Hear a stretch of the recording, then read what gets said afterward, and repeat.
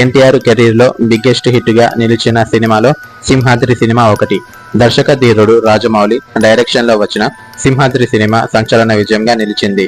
అంతకు ముందు ఎన్టీఆర్ రాజమౌళి కాంబినేషన్ లో వచ్చిన స్టూడెంట్ నెంబర్ 1 సినిమా వచ్చింది. ఈ సినిమా కూడా సూపర్ హిట్ గా నిలిచింది. ఆ తర్వాత వచ్చిన సింహాద్రి సినిమా కూడా సూపర్ హిట్ అందుకుంది.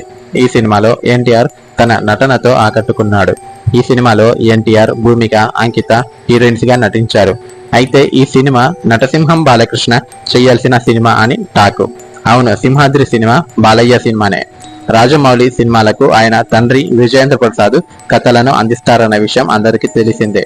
అయితే సింహాద్రి సినిమా కథను విజయేంద్ర ప్రసాద్ బాలకృష్ణ కోసం రాశాడట. అయితే బి గోపాల్ దర్శకత్వంలో సినిమా చేయాలని అనుకున్నారట.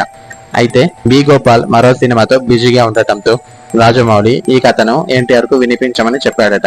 అయితే అప్పుడు ఎన్టీఆర్ ఏజ్ కేవలం 20 సంవత్సరాలు మాత్రమే. దాంతో ఆ కథను ఎన్టీఆర్ హ్యాండిల్ చేయగలడా అని అసహనం వ్యక్తం చేశాడట. కానీ అప్పటికే స్టూడెంట్ నెంబర్ 1 సినిమా చేసిన అనుభవంతో ఎన్టీఆర్ చేయగలడు అని చెప్పారట. దాంతో ఎన్టీఆర్ కథ విని వెంటనే ఓకే చెప్పాడట. అలాగే ఎన్టీఆర్ హీరోగా ఆరతి అగర్వాల్ హీరోయిన్ గా అనుకున్నారట. అయితే ఆరతి అగర్వాల్ వసంతం సినిమాతో బిజీగా ఉండటంతో భూమిక హీరోయిన్ గా సింహాద్రి సినిమాలోకి ఎంట్రీ ఇచ్చింది.